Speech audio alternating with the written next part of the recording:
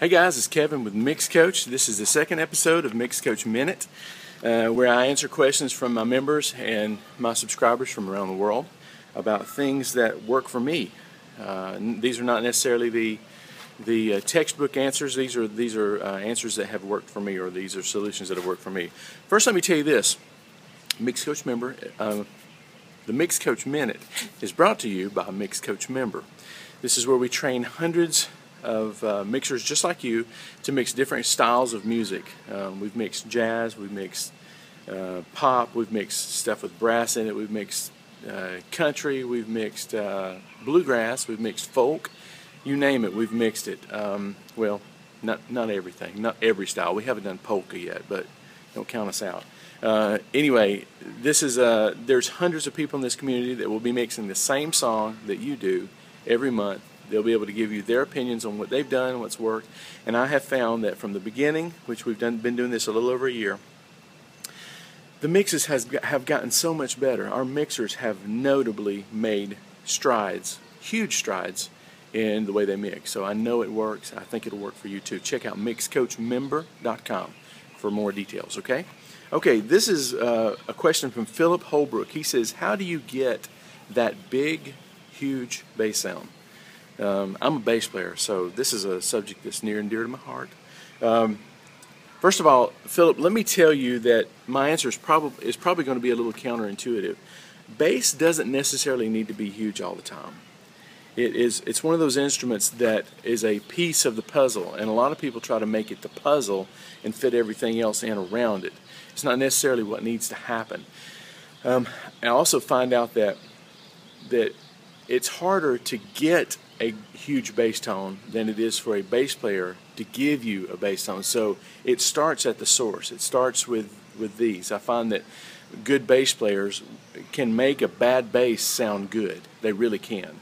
By the pressure they use on the strings, how they sustain the strings, the instrument, the strings, the preamp that they go through.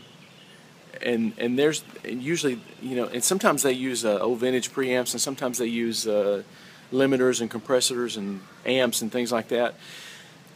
If you want a big, huge bass sound and you're not getting it now, I would either have a heart-to-heart with your bass player, or I would try experimenting with other bass players if you don't think it would be too offensive to anyone. Or, if you really want to get ahead, throw caution to the wind and start using some other bass players. But I find that my favorite bass players give me my favorite bass tone every time.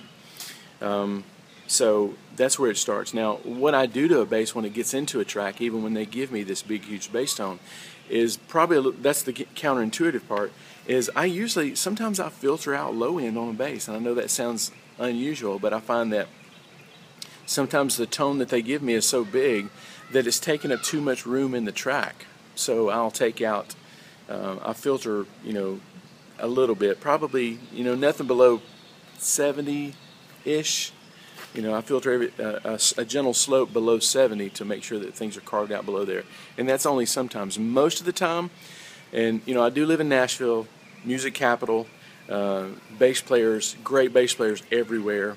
I find that they give me bass tones, and a lot of times I don't do anything to them.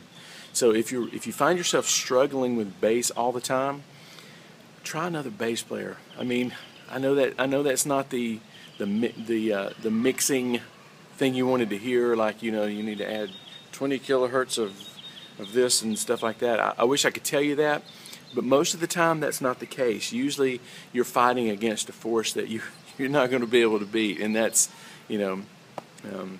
bad bass tone. Now, with that being said, big, huge bass tone, a lot of time, well, you know what, I'm trying to think of a tip that I could give you, but it comes down to the bass player. It really does. I don't know if you play bass, if you're the bass player. If you are, you might need to swallow your pride and find another bass player so that you can learn from them.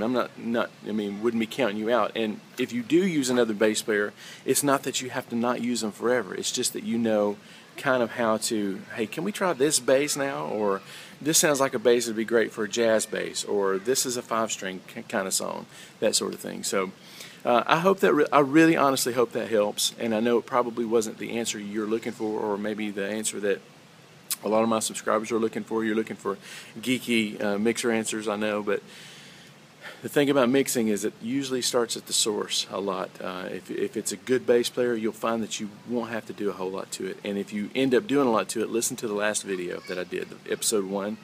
You may be trying to overdo it, okay?